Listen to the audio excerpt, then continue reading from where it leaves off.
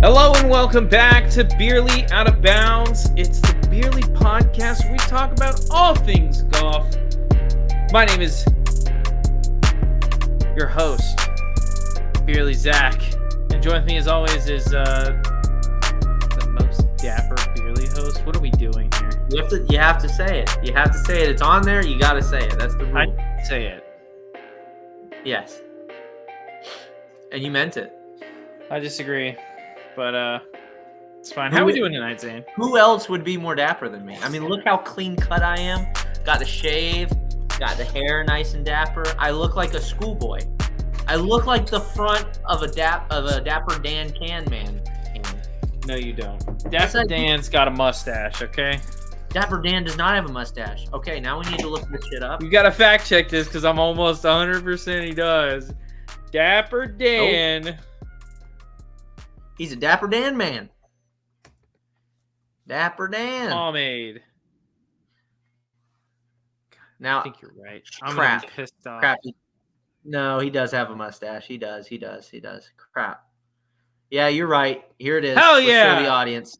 Hell yeah. He does. I'm gonna screen share just because I am an honest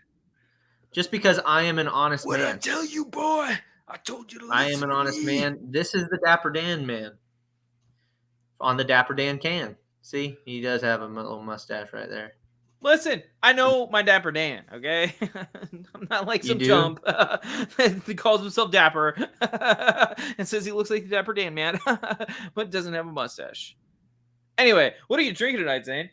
I still look pretty dapper. I know you're gonna be surprised, but there ain't no laws. Can you when get drink a in the real hot beer sauce. one time? Just one time. Yeah, I could, but I don't want to.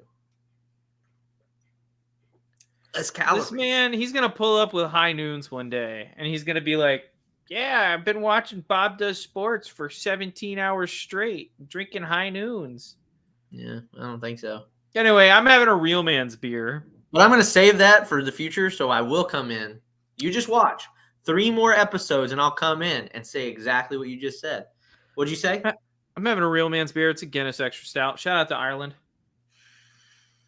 I don't understand the shout-out to Ireland joke. I know you do that in like Yeah, I've every been there Beerly since the show. beginning, buddy. You wouldn't understand unless you've been there since the beginning. I've been there since the beginning. Anyway, we got a lot to talk about today. But to start off the show, we're just going to bring a little light to everybody's life. I'm doing this without talking to Zane, so we're just going to watch this together. And hopefully not get copyright struck. It won't be copyright struck. Okay, so this is from Nuclear Golf. Dude fell in slow motion at big_G_living on Instagram. I'm sharing this video because it reminds me of our father. Why don't you just play it and then we react?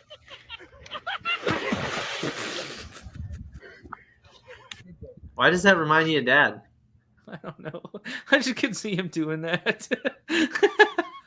I couldn't see him doing that. What are you talking about? I couldn't see him doing that. You could absolutely see him doing that. First Come off, on. that man, and again, I don't know that man, but that man is like 2 dads combined. I'm not saying he looked like Dad, other than the bald part. Other than the bald part, he didn't look like him. I'm just saying I could see Dad doing that. He's 2 dads combined, for sure. For sure, 2 dads combined, and that's what made him throw his weight off, and so of course he fell in. But I don't see Dad doing that. Hey, man. Apparently me and Dad hang out more than you do. Yeah. Okay, Mr. Georgia. Mr. Georgia. You live like 1,000 more miles away than I do. Georgia. It doesn't matter after a little bit. I mean, I'm seeing after him a little- next month, okay? Okay. I'm seeing him in March. I don't know. Is this like a contest? I saw Dad. Oh, I saw Dad. It is a contest, yeah. It's a contest. Yeah, it is. Yeah, it is. All right. I saw him. No, I did. All right, Zane. So we do have a lot of stuff to cover. So real quick, we're going to start out with talking about winners. Okay. We had two big winners this weekend. Matthieu Pavon out of France wins on the PGA Tour at the Farmers Insurance Open by 1 stroke over Nicholas Hogard. Or is it Nikolai? I think it's Nikolai. Anyway, he wins the Farmers Insurance Open. He is actually the first Frenchman to win on the PGA Tour. Mm-hmm. That's wild. It is pretty an cool. old country, man. It is pretty cool. I thought back to Francesco Molinari and then realized, wait a second, he's Italian. Different country. Different country indeed. Different language, all that kind of stuff. Dude, back-to-back weeks, we had some record-breaking crazy things happen, obviously with the first AM winning since 1991 on tour, and then obviously this guy, Pavon, being the first Frenchman to win in a very, very long time on tour. So when did you say the year was? Ever. There you go. First Frenchman ever to win on the PGA Tour. Are you sure? Frenchman to win? Yeah, that's what I read. And to win on PGA. I know I'm right on this. I don't even care about the results. Yeah, you do. We became the first player to win under the French flag since World War II. How long has the PGA Tour been around? How long has the PGA Tour been around? That's a good point. Okay. A Frenchman might have won a major before the World War II, but yes, I don't know if the PGA Tour's been around that long. Okay. Like the actual PGA Tour. Okay. I understand. He's definitely the first Frenchman to win the Farmers Insurance Open. Yeah, I think that goes without saying. I think it goes without saying that if he's the first person to win since World War II, I'm pretty sure Farmers Insurance. I'm pretty sure, the First and Second Reich weren't doing the Farmers Insurance Open. So, pretty sure. Probably not. Probably not. I think that's safe to say, don't you? But yeah, big win for him. Obviously, it's a big win for the country of France. They don't get those that often, so when they get them, you got to take advantage when you can. You know what I'm saying, Zane? Yeah, absolutely. You gotta take the wins when you can. Absolutely. And I don't know. It's just kind of cool whenever you see a country like that, have their first winner. It sucks that he's French and all because I don't like France, but at the same time, it is cool to see a guy win like that on the biggest stage for being the first one to do it in a very, very long time for your country. Yeah, absolutely. So. Absolutely. But with the French, there's always controversy, and there's controversy with this win. So on 18 off the fairway, there are some people saying that we'll just read this tweet. No one noticed Pavon clearly stepped behind his ball to smash the long grass down to allow his iron to get clean contact. That's why the ball had spin. Playing competitors were 100 yards back. There's no reason to step sideways behind your ball otherwise. So number one, this account's a narc, not a friend of the show. Shut face golf. But let's real quick watch this video. You just call him a narc? He's a narc, dude. Who did he tag? Hold on. Andy Johnson. Oh, it's the Fried Egg guys. Yeah, it's co-host of the Fried Egg. Okay. And they're on Morning Drive. Anyway, so let's real quick watch this video just to kind of get a feel. So here we go. He walks. I've got a better view. You want to let me share? Yeah, go ahead and share if you can. I've got it up there. That was the view that I saw. You ready? Yeah. This is just a little bit more zoomed in here. In fact, I think I can zoom in even more. Let's see if I can zoom in on just a touch more. It won't let me. Shoot. Okay. All right. Well, that's fine. That's fine. Here we go. But see, I don't know what I'm looking at there. I don't either. Where's the ball? That's the problem with making an accusation like this. It's like, I think it was our Uncle Bill said that, is this the next Patrick Reed situation? Blah, blah, blah, blah. But with Patrick Reed, it's more obvious. There's better camera angles. You can see clearly that he's making sandcastles. He's doing all this stuff.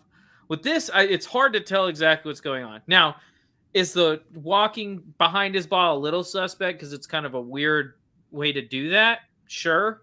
Yeah. But, I mean, he's French. I don't know what they do over there. I mean, seriously, like, it could be anything. That could be part of his routine. I don't know. Cultural mannerism is what you're saying? I didn't say cultural mannerism. I just said it might be something that he does. It might be something that he does. I can't see the ball there. So, I mean, that's the thing. I mean, you'd have to be able to show me exactly where that ball was. Because if it's a foot, let's say, so here's about a foot distance. If he's stepping right here, that's not going to do anything to that ball. That's not going to help you hit the ball at all. What are you doing right now? I don't know. Can you stop? Sorry. Yeah, no, if it's this, even if it's this far behind the ball, like 5 inches, it's not going to affect it, like hardly at all. So I don't know. See, I can do it. If you don't watch the podcast, you're missing out on a lot today. Oh my God. So a little bit of controversy. I order this inconclusive, not guilty. So ruled. Yeah. The ruling stands. Ruling stands as called. Next winner we have on the LPGA Tour, we had Nelly Korda taking it down over Lydia Ko. Good matchup. Ended in I believe a 2-hole playoff, which Nelly Korda won by a stroke. Pretty big win for Nelly Korda. She's a great player. Was at one point number 1 in the world. I'm not sure where she's at now, but was at one point number 1 in the world. Let's see where she's at right now. It's the Rolex Women's World Golf Rankings. She's number Rolex 2 currently. She's number 2 currently. But she fell off over the past year, I believe. Well, to be fair, Lilia Vu, who's on top, she's been winning a lot. So there's that. There's also only 2 tournaments this year, so it's hard to tell. Let's look at her 2023 results, because I'm having trouble remembering her winning last year.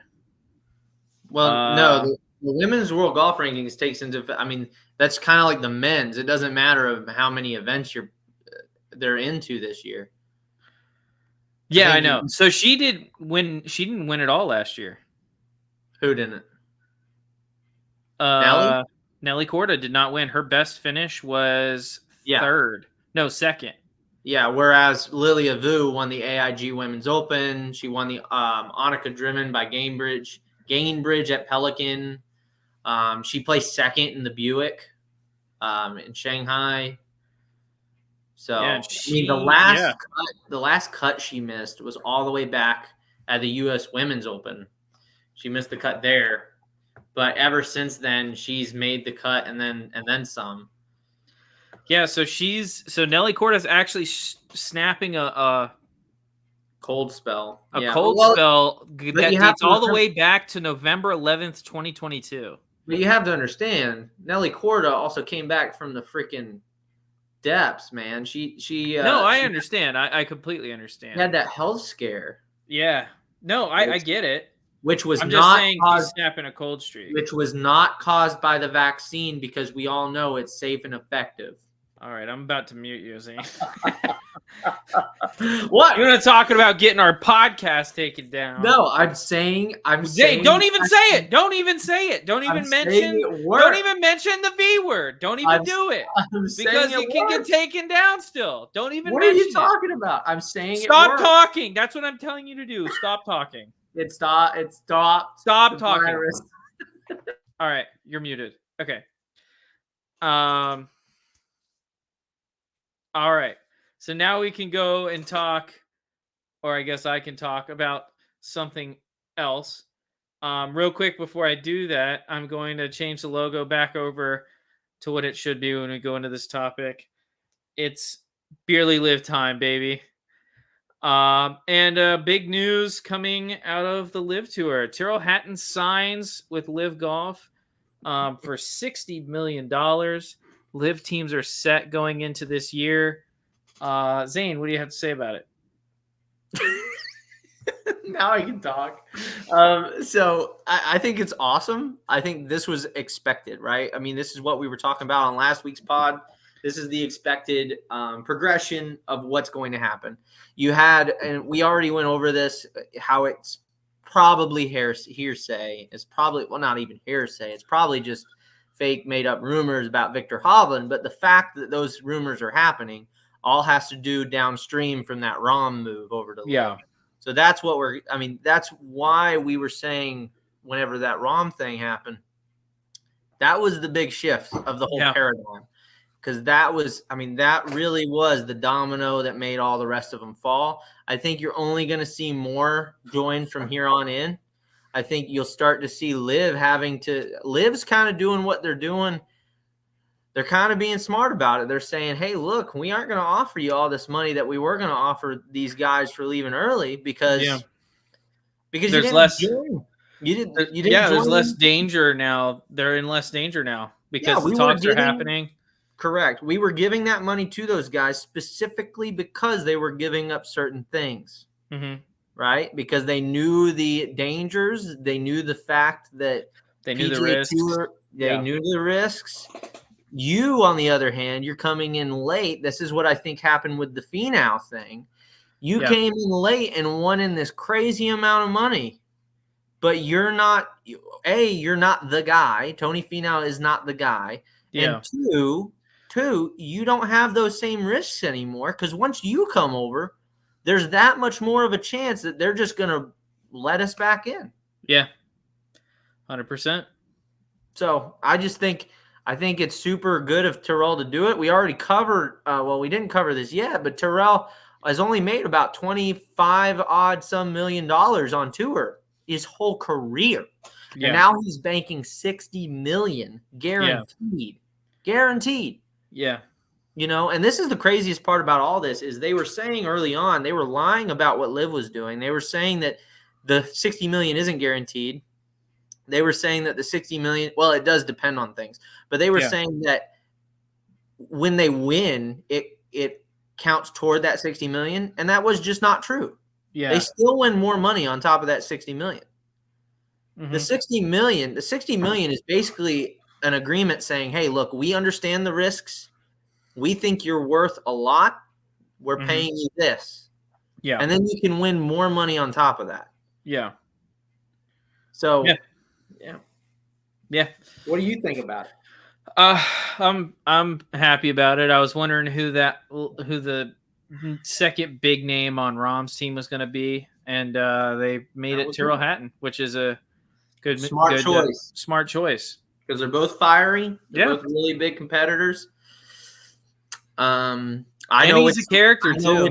I know which LIV team I'm rooting for. Legion 13. Either that or High Flyers, but I don't know. I tell you what, out of all the merch, I'm most likely to buy a Legion 13 merch. So I know you brought this up pre-show, so let's go ahead and talk about it now. You mentioned that you weren't thrilled about most of the names of the teams. Yeah, so let's we can share this right now, actually. I'll screen share here in a second. Hold on, let me pull it up. But yeah, what we were talking about kind of pre-show was just this fact right here. So the LIV teams we know are done. They're in the bag. They've already gotten picked. They've added 2 individual spots to each tournament. So you'll have 2 individual players playing. And those spots are probably going to be held by Anthony Kim and 2 other people. Swafford. Where is it? Hudson Swafford, and then I know that guy. Laurie Cantor. So two of those three guys probably are going to be in there. We'll talk about Anthony Kim here in a minute. But one thing I wanted to share this real quick, just to show you guys the difference in the team names, because I thought it was pretty interesting. So here it is. So that right there. So one thing, if you look at your screen right now, what you'll see is you'll see a lot of team names. See if I can zoom a little bit. Yeah, there we go. Nope, it won't let me zoom. I don't know why. So anyway, you'll see this right here. You see the team names, right? Mm-hmm. One thing I want you to notice real quick. Why did it do that? One thing I want you to notice real quick. I don't know what's going on with the computer right now. Do you need me to do it? Because no, I got it. I got it. So we'll just take a look at the screen here real quick, right? Now look at this. So Legion 13, I mean, we've already gone over that in the past. That's a real cool team name. Like, it's really unique. You know, the meanings of it aren't like in your face. Kind of like if you look at the 49ers, you look at the Steelers, right? You look at the Buccaneers. There's something deeper than just a cool team name. Does that make sense? So like the Buck, yeah. Well, yeah, with the Buck, no. I know what you're talking about. Yeah, you got Gasparilla, Steelers. We went over that, right? But they mean something. Problem with this is, I don't know what the hell stinger means. Like that doesn't have any deeper meaning. Oh, okay. So what you want to do is you want to take a low lofted iron, put it in the middle of your stance, and you want to hit it hard with a forward shaft land, and that creates a low ball flight. Dude, shut up! Like right now. What I mean, you know exactly what I mean. That is a stinger. We all know what a stinger is, but it's a golf term, and that's the only reason it's the name of the team. It'd be one thing if Tiger Woods was the face of the team, right? If Tiger Woods was team captain, because it would make sense. Okay. It a lot of stingers. Fair. But like, for instance, then you look at like torque. I mean, these are just words at this point, right? Smash. These are just Who's words. On the team? Crushers. These are Who's just on words. The Crushers? Who's on the Crushers? Well, I understand that Brooks Koepka's on Smash, and I understand that Crushers is headed by Bryson DeChambeau. I get that. But what I'm telling you is, what if they left the team? It's got to mean something deeper than just. And this is where I think it was kind of cool. Again, this was the coolest part about Rory and Tiger's whole, TGL thing, was that it was going to be established to like a city or a geographical region, right? And it was going to be tied to that geographical region. That was like the neatest part of this. The problem with this is, and I'm not even saying it has to be America. I mean, what you could do is you could have the Fireballs be like the Spain, like they're based in Barcelona or something, I don't know. And then you have you could literally have any of these be anywhere. Like, you don't need an Australian to have an Australian team. It could be High Flyers are based in Australia. You know what I mean? It could be the Cliques play in Korea, South Korea. I don't know. But I think you understand what I'm trying to say is that's a cool team name. Yeah. These don't mean anything. What are your top 3 team names on this list? Yeah. Legion 13. I like the 4 aces, and the logo looks dope. This is a really cool logo. This is stupid. This is stupid. This is stupid. This is stupid. This is stupid. This is stupid. This is stupid. I like that one. Okay. This is kind of cool. Ironheads is kind of dope. Not gonna lie. Yeah. Cliques is stupid as hell. I don't know who came up with that name. And Majestics is like the most vanilla. Like, who came up with that? I don't hate Majestics, but it's not in my top 3. Yeah. What's your top 3? My top 3 is High Flyers, Aces, and Legion 13. So not in that order. Not in that order, but yeah. So it's the same as mine. I mean, those really are the 3, and they need to get it together on that front, because this isn't why part of it is like you have to be able to market it, and it's hard like you said, Team Smash is headed by Brooks Koepka, and the Crushers are headed by Bryson DeChambeau. But I mean, you got to do a little bit of something, you know. Like, let's do this. Let's do a little exercise real quick. Other than those 3 team names, other than Legion 13, other than the 4 Aces, other than High Flyers, okay? I want you to come up right on the spot within 30 seconds, the best team name you can come up with if you had to replace the Crushers.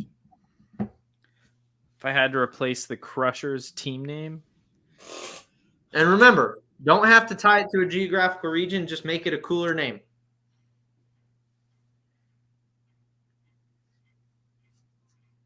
The Bombers.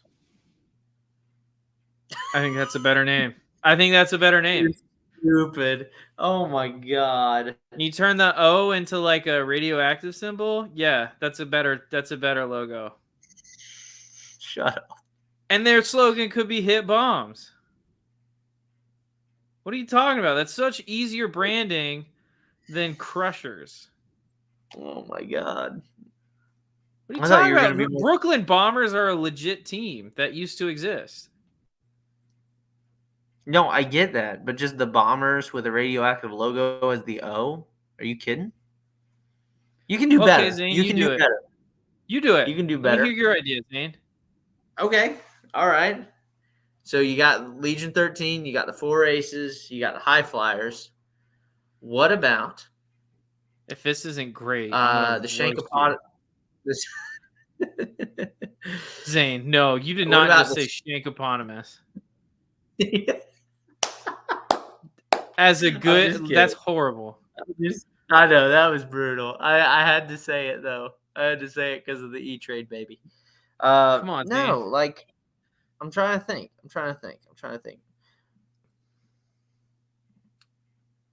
What about the, make it based off of, and you can even do it based off of, like, golf courses and stuff. Like, call it, like, the Pebbles. I don't know. What?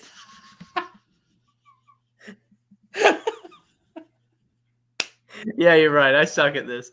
Dude, I would need time. I would need time. The Pebbles. All right, coming up next is the match between Legion 13 and the Pebbles. I way overestimated my ability to do that. Yeah, you're right, Zane. Go for the Pebbles. Bombers, awful. Pebbles it is.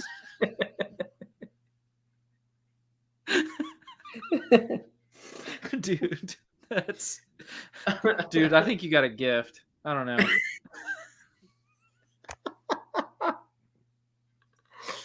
Oh yeah, you're right. I suck. Oh, that's right. You got a business degree, not a marketing degree. Yeah, it's very true.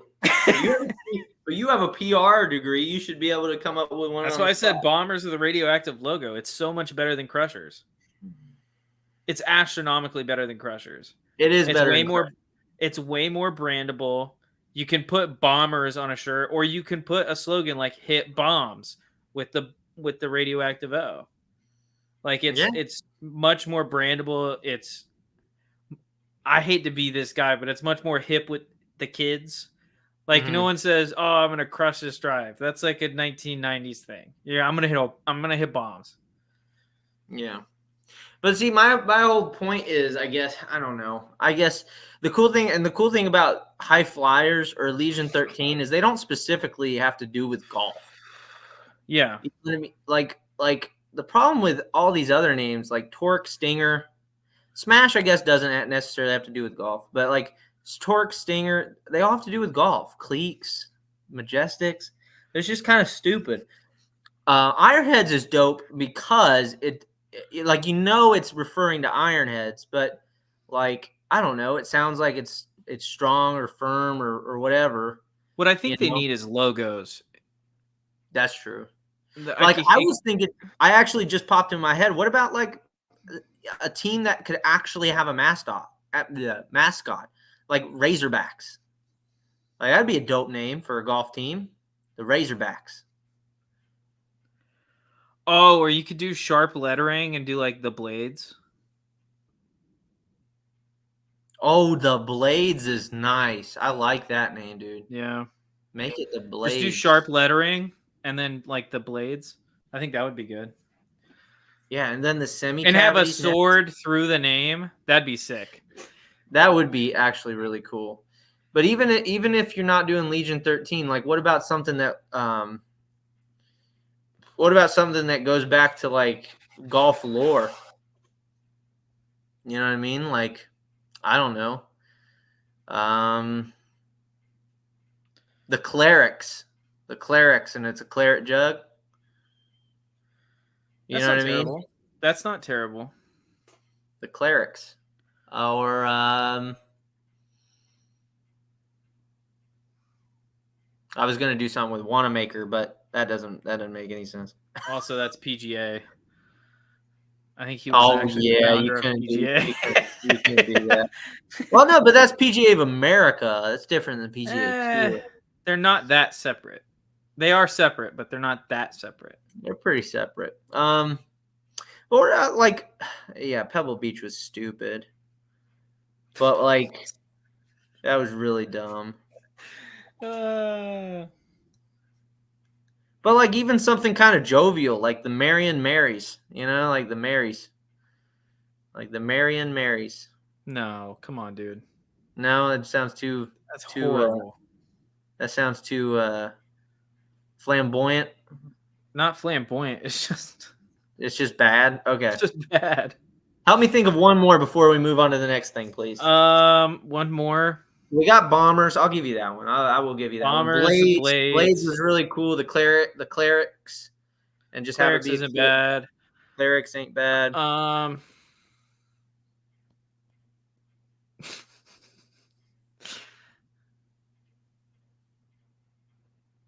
Trying to think. Yeah, it's hard. Who's on the cliques? That's a good question. I actually don't know that. Oh, this is it's Martin Keimer. The other German. Let me see. Bernd Weisberger. I think Weisberger might be on it. Cliques GC. Let me look it up. I'm pretty sure they have like a website. They do have a website. They got their own website. Martin Keimer, Richard Bland. Yeah, that's who it was I was looking for. And then the other two guys on the team they aren't even on the roster yet. What? They got to be, right? They aren't even on the roster. On their team. So they must have gotten filled. They might be on the website now. Let me check on their team website. I think I was looking at their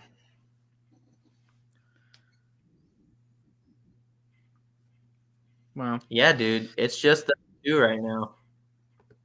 Well, it shows 4 there. Where? On the picture that we're looking at. Oh, I know, 4. But that I think that might just be like speculation then, because it only shows 2 on the website. Well, oh well. Here, I can show you. Let me share this tab instead. You see? 2 guys missing. Martin Keimer, Richard Bland. So what would be a good team name? The Miracle would be nice. The Miracle? I think the Majestic should be replaced by the Miracle. What about Blitzkrieg? No, that's bad, Zane. No, can't do that. Why? That would be dope. It's war. It's war. No? No, what about the V1? Oh my God, V1. I think that's trademarked. No, it's not. Just V1. V1 Golf, I know is. No, do you know what V1 means? Why not call them the Baron or the Barons?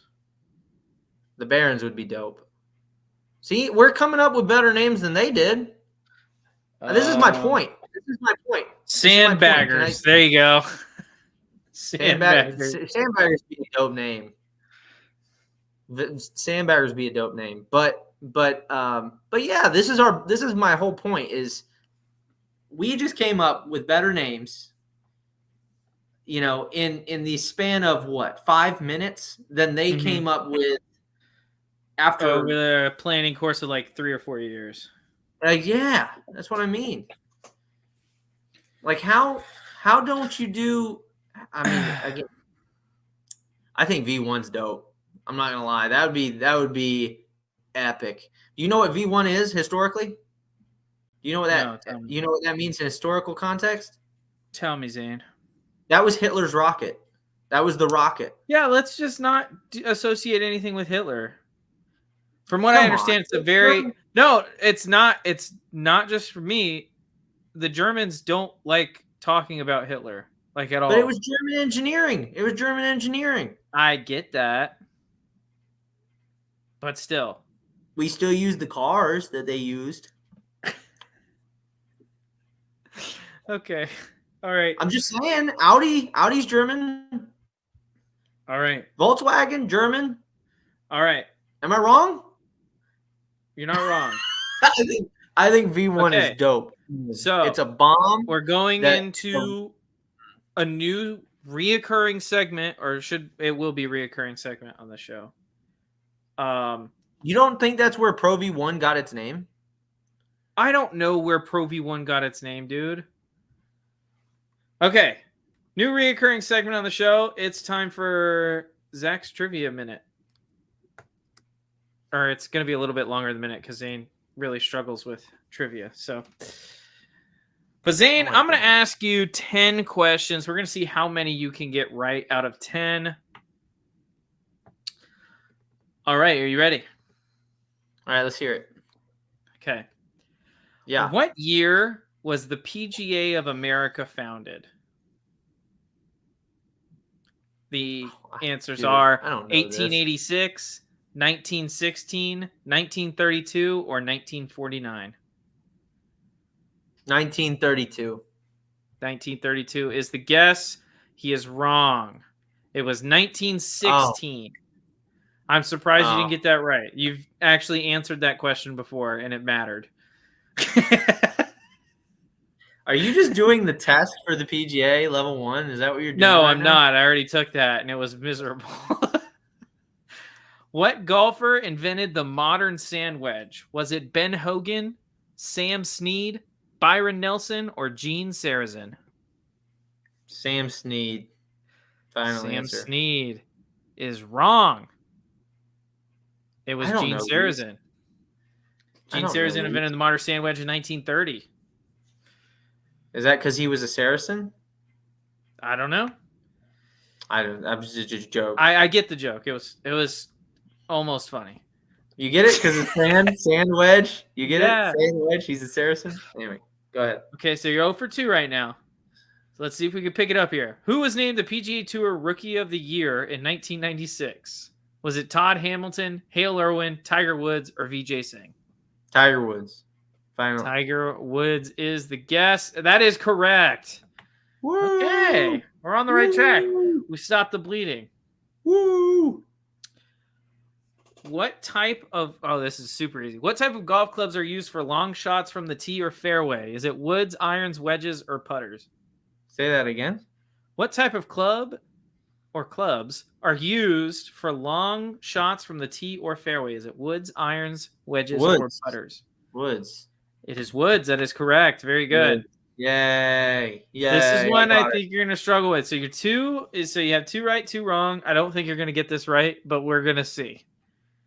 Zane was just talking about earlier how he needed to watch more women's golf. Who was the first winner of the U.S. Women's Open? Was it Babe Zaharias, Louise Suggs, Patty Berg, or Judy Rankin? I actually do know the answer to this. Judy Rankin. Final answer. It was Patty Berg in 1946. Dumb. You didn't know that? Oh, I didn't know that. Why would I know that? I figured you would. I knew that. I figured you would know who won. I figured. In 2004, who became the oldest golfer to win the PGA Tour Rookie of the Year? Was it Todd Hamilton, Carlos Franco, Vijay Singh, or Frank Licklider the second? Well, it definitely wasn't Vijay Singh because he was already on tour for a long time by that time. Who were the other three guys? Todd Hamilton, Carlos Franco, and Frank Licklider the second. Just because the name Frank Licklider the second. That is incorrect. Who was it? Todd Hamilton. At the age of 39, he became the oldest golfer to win PGA Tour Rookie of the Year. I'm going to be honest with you. I thought it'd be older. I did too. I thought it'd be like 40. That's what I thought. Who was the first golfer to reach $1 million in career earnings on the PGA Tour? Was it Bobby Jones? Tiger Woods. You're saying Tiger Woods? No. $1 million in career earnings? Yes, on the PGA Tour. Oh, Bobby Jones, Arnold Palmer, Jack Nicklaus, Tiger Woods. Jack. I'm going to say Jack. It was not Jack Nicklaus. It was Arnold Palmer in 1967. Became the first golfer to reach $1 million in career earnings on the PGA. Yeah, if it wasn't Jack, it was definitely Arnie. So it was my second. I would have gone with Arnie just because he's the king. You don't get that name without being a millionaire. Yeah, you do. Yes, you do. You still get that name without being a millionaire. What golfer set a PGA Tour record in 1945 by winning 18 tournaments? Was it Ben Hogan, Byron Nelson, Bobby Jones, or Bing Crosby? Byron Nelson. Byron Nelson is correct. Byron. Byron. All right, 2 more questions left. I think you have 4 correct and 4 incorrect. So this will determine basically if you go over 50-50. I'm 500, baby. I bet the same. Yep, 500. I had to double check. What golfer replaced Tiger Woods at the top of the official world golf rankings in 2004? Was it Vijay Singh? That is correct. Dude, He's the only person to do it during that time. I know. I'm too good at this. Singh won 9 tournaments in 2004, a career best, and was named the 2004 PGA Tour Player of the Year. See, now you're speaking. See, now, Zach, this is the difference between speaking not my era and speaking my era. Yeah, I can't believe you didn't get Patty Berg. That's all I'm going to say. Yes. Yeah, because we're so surprised I didn't get Patty Berg. I am, honestly. What golfer was known? Oh, Zane's going to go over 50%. What golfer was known as the Golden Bear? I think, was it VJ? I'm just kidding. Jack Nicklaus. He's been an answer for like half of these. That is correct. Zane goes 6 for 10, 60% on trivia. Everyone clap it up. Didn't do as good as I expected him to. That's not the right logo. Didn't do as good as I expected him to, but you know what? We'll take the Barely Football logo up there? Yeah. It's right next to it. I just misclicked. That's great. I took off my beanie. Hold on. Let me put it back on. All right. So, next topic of discussion, Zane. Where are we going to go? Let's go ahead and talk about the AT&T Pebble Beach. Well, before that, let's just say we said we were going to get back to Anthony Kim. I think one thing we have to understand about this, we kind of glossed over that at first, but the Anthony Kim thing is so interesting about the LIV golf. Me and Zach were talking about it before, but if you know Anthony Kim's kind of story, right? Like, it's pretty crazy.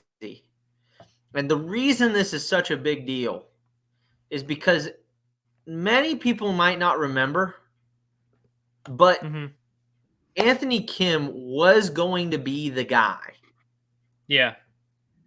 Before Rory came on the scene, he was going to be the bro, the dude, the man. He was going to be the guy to take on the torch from Tiger. And basically what happened is he got, I think he got a little injured. Mm-hmm. He started collecting on insurance money. And then what happened is if he returned to golf, he'd have to pay all that insurance back. Yeah. And so what he did is he was like, screw that. I'll just stay not playing golf. I'll just won't golf ever again. And so and he said he hadn't returned because he was still rehabbing. But that was back in 2016. But we all know the real reason. Yeah. We all know the real reason. And this is a guy, he's from the United States. He's not like he's foreign. Yeah. He's from the U.S. He's actually from L.A., believe it or not. Yeah. And so, yeah, it's just one of the dude, his comeback, if he makes a comeback, which it's looking like he might. Yeah. This will be one of the craziest things. This will be one of the craziest things the golf world's ever seen as far as comebacks. This man hasn't played golf on a tour in 20 odd years. Yeah. Little less than that. A lot less than that. Just a little less than that. Just a little less than that, dude. He's 38 years old now. Yeah, I know. He left when he was like 25. That's 13 years. It was the 2012 season. So 12 years. Oh, I guess that was only 12 years ago. That's crazy to think of. I said 20 odd years. It's not even. Yeah, it's like it feels like that long. So yeah, but 12 years. But think about that. That's a long time. So let me tell you a little quick. I'm going to read a little quick excerpt, if that's okay, from Ron Green Jr. This is something he's just kind of writing about Anthony Kim here. I just want to read this for some of the people that might not know who this guy is. Yeah. Right. So he writes, it was Wells Fargo Championship week, and Kim had dropped a pile of balls in the grass, far from the actual practice tee. Wearing headphones, Kim did his work alone, aware that we were watching and waiting. When he was done, Kim turned to the three of us, smiled, and said, if you guys are here, that can't be good news. There was no bad news, just three riders wanting to catch up with Kim, who, despite a miserable start to his 2012 season, remained one of the game's most dynamic personalities. We talked for a while, and Kim referenced injury issues that were bothering him. In 9 previous starts that year, Kim had missed 4 cuts, withdrawn twice, been disqualified once, and counted a T42 at the Honda Classic as his best week. Mm-hmm. So no one knew he wasn't coming back. But as the weeks and months went by, Kim's absence and his intentional anonymity, became a curiosity. He was Bigfoot and soft spikes, right? So this was just – so a day later, Kim would open with a 74 at Quail Hollow and withdraw. And then he was gone for good. He was gone for good. After Quail Hollow, he was gone. Mm-hmm. So no one knew he wasn't coming back. But as the weeks and months went by, Kim's absence and his intentional anonymity became a curiosity. There were sites and rumors, snippets of gossip about Kim's whereabouts and his lifestyle, a magazine story here and there about where he was at and what he was doing. There were stories centered around a reported 8-figure insurance policy that Kim had exercised, thereby preventing him from playing professional golf again. Yeah. Good as Kim was on the course, and he was brilliant on the course, the second half of the story enhanced his legend. He was a shooting star, spraying sparks, leaving a gas-inducing trail, and then he vanished.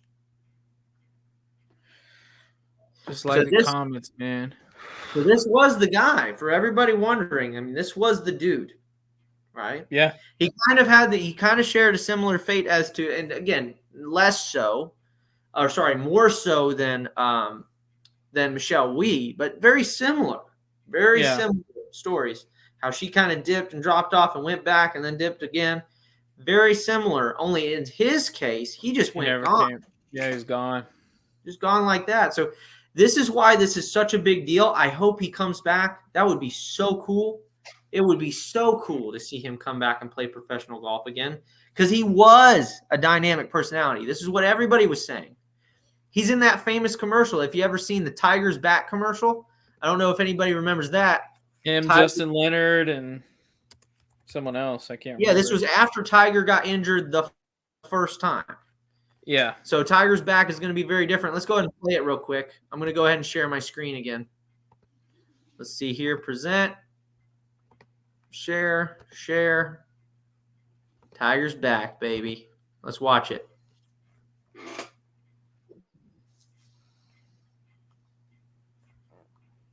With Tiger out, what's going to happen? Well, it's going to be very different. There's Anthony Kim right there. Right there. Justin Rose. Oh, sorry, that's Trevor Immelman. Everything that's wonderful is what I feel when Look at all these nice guys. Stuart Singh. You want to watch? Anthony Kim again. Justin Leonard. He was on a roll for a while. Yeah. Anthony Kim again. Stuart Singh again.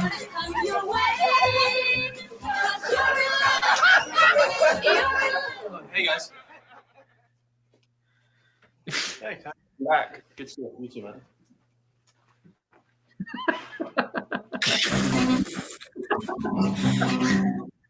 I think that's so funny. First off, why did they agree to do that commercial? I mean, it's a funny commercial. That's why they agreed to do it. I agree. I mean, it's the same reason that Tommy Fleetwood decides to dress up in the most unflattering elf costume in the world. Because they're paying him lots of money to do it. They're paying him lots of money, and it was kind of funny. Yeah. Fair. And, at least they didn't have to put dresses on. So you got How much, that. Zane, here's a question for you. How much would it take for you to be, like, say you were a tour professional. Okay. Let's say you were top 30 in the world. Okay. How much would it take for you to put on a costume? We're not going to make it too unflattering. It's not slightly better than Tommy Fleetwood's. But you have to call. Oh, dude, I would just say no. No. Okay, there's got to be a number, though. There's got to be a number? There probably is. Name a number right now. I'll say yes or no. $500,000. Say that again. $500,000. If I'm in Tommy Fleetwood's financial position, probably. Okay, but you also have to call him daddy in the commercial. This is golf, but barely. $1 million. Honestly, between us, I'd do it for free.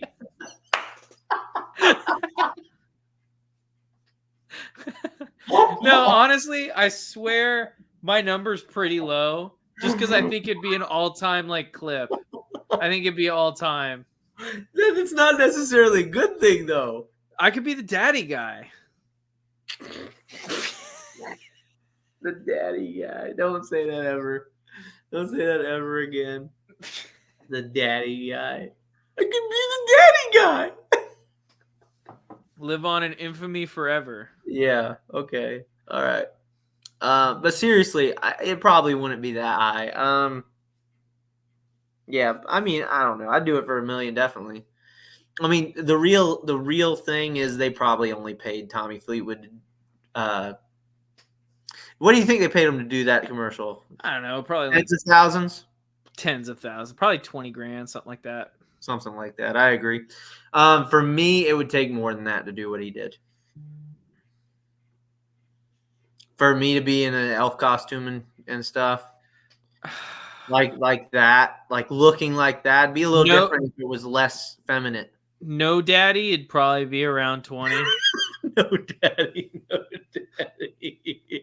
With daddy. daddy, you got to double it. Daddy's a double. No, You know what I'm saying? Daddy's free. Daddy's free. But if you say I can't say daddy, then 20. The daddy is Daddy's a discount. get the daddy discount for you get $5,000 discount on the daddy. If I get to say daddy. If I get to call Tiger my I daddy. can call Tiger daddy. Listen here, TaylorMade. Let me tell you guys. Man. If I get to call Tyler daddy, it's free. Let me call him That's daddy right. and I'll do it for nothing. Honestly, wait, no. If I got to call him daddy, but he didn't get to know ahead of time that I call him daddy, that would be for free. Zane, did you die?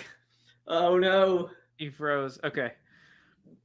If I Say so that you didn't hear again. what I said. You cut out. You froze. If the daddy thing would be free, swear to God, I'd do the commercial for free. But Tiger couldn't know ahead of time that I was gonna call him daddy. I agree. Just to see the look on his face. But it's got to be priceless. filmed, and it's part of the commercial. Those are my stipulations. It has to be filmed. It has to be part of the commercial. It has to be the end product. I agree. It could even be like a little bit at the end where I just go like, he gives me a present. I'm like, thanks, daddy. I mean, dude. And then I walk away. No, you just say thanks, daddy, and not even correct it. Thanks, daddy. You just walk away. Thanks, daddy. That would be an all-timer commercial, though. That would be so great. I'm sorry. I'm just picturing it in my head. Tommy Fleetwood calling. Daddy. Yeah. Daddy. He Daddy. says it in a British voice, too. Hey, daddy. Daddy. Anyway. Anything else you want to cover? I briefly want to mention, just before we head out, that Jay Monahan's been flying all over the world trying to get this LIV deal done. Yes. Flew out to Saudi Arabia. I think we're about, if I had to put a number on it, 3 months away from an agreement. From some kind of agreement between the PGA Tour and LIV Golf. I was going to say something really bad, but I'm not going to say it. I was going to say something really bad. Were you going to put a date on it and it was going to be 9/11 or something? No, you're bad. You're a bad boy. No, I was gonna say that. No, I was gonna say he made. By the way, Monahan did that. I was just gonna say that I think they're about 2 knee pads away from making a deal. Okay. All right. All right. Anything you want to plug before we head out tonight? You just got to make sure he packs them. You know what I'm saying? He's got to make sure he packs them on that flight. Absolutely. So anyway, anywho, so yeah, I really quick just wanted to bring this up. So, you know, Sports Illustrated is now reporting, and who knows with Sports Illustrated right now because of all the crap going on there. Not going to get into that. I don't know if you heard, Zach, but they got caught using AI writers. Oh, Like, I mean, fake obviously. writers. Like Yeah. fake. No, like literally they made up the backstory of a guy. Yeah. And he's not even a real person. Yeah, so they did that. But anyway, so they're reporting though that PGA Tour, that negotiations have been, you know, that significant progress has been made. Yep.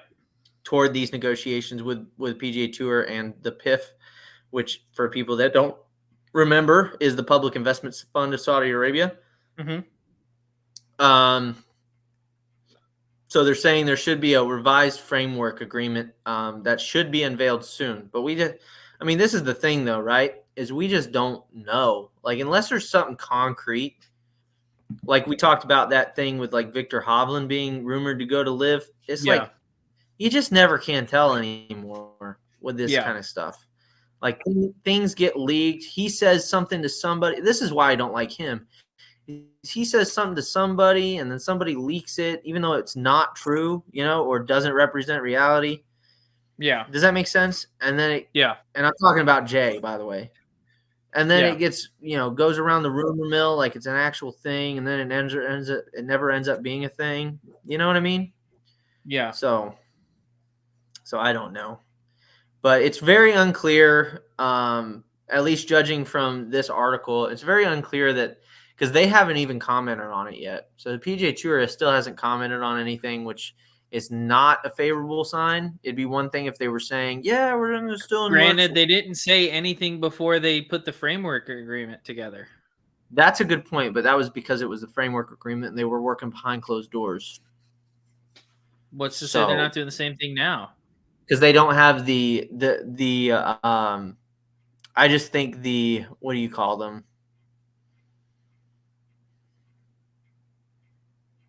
I don't think the incentive structures are in place for that to still happen. If that makes sense. I don't think there's an incentive. There needs to be an incentive for them to hide this. I don't think there's an incentive for them to hide this. I think Jay Monahan has plenty of incentive. He's trying to get control over both. To hide, but to hide the fact they're close to an agreement? Yeah, 100%. I don't necessarily agree with that. Because he's on a time frame as well. And he needs to get an agreement done fast. True. So I don't necessarily agree with that. It would actually serve his purposes better if he would keep saying, yeah, we're working close to agreement, we're close to an agreement, we're close to an agreement. You know what I mean? Yeah. So, or maybe that's what happened in here. Maybe they are leaking on purpose. Which we know organizations do from time Absolutely, to time. 100% they do. That's one of the things you learn about in PR and journalism. You learn PR, yeah. Well, you learn that companies will contact you and say, hey, I need you to leak this. Or in professional sports, agents will do the same thing. Yep. Hey, this is the offer we have from one team. I want you to leak it to the public so that way other teams know about that offer and they can try and one-up it. Yep, 100%. So 100%. I don't know. We'll see. We will. We shall. But that's the last thing I have planned. Do you have anything else? I only have one more thing planned, and it's probably the most important thing we could talk about today. And that is Beers and Bombs hoodies are still on the site. And why haven't you bought one if you don't have one already? Beers and Bombs. Beers and Bombs. I mean, we said it literally adds 200 yards onto your driver. Why wouldn't you pick that thing up? Exactly. It comes in different colors. We got the Masters green, black. We've got charcoal gray. We've got white. And we've got sport gray if you're feeling extra sporty. Make sure you pick one up. It's still cold outside. I don't know what it's like in Texas. It's still cold. But, I mean, it is really cold up here in Georgia. So, or I guess for most people, it'd be down here in Georgia. But and then you can, if you will need to, you can even use 4 payments of $9.50 with Afterpay. Yeah. So you don't have the almost $40 to spend on a Beers and Bombs hoodie. That's fine. Use Afterpay. It's just 4 payments of $9.50, and then it's yours for a lifetime. And anytime you get cold, you can put on your hoodie and think, "Wow, what a great podcast." But that is all I have for today. If you want to follow me on Twitter, you can for all my golf and football takes at BeerlyZach. I'm right about 100% of the time. So if you want to know everything there is to know, make sure you check me out there. Zane, you want to plug yourself? Yes.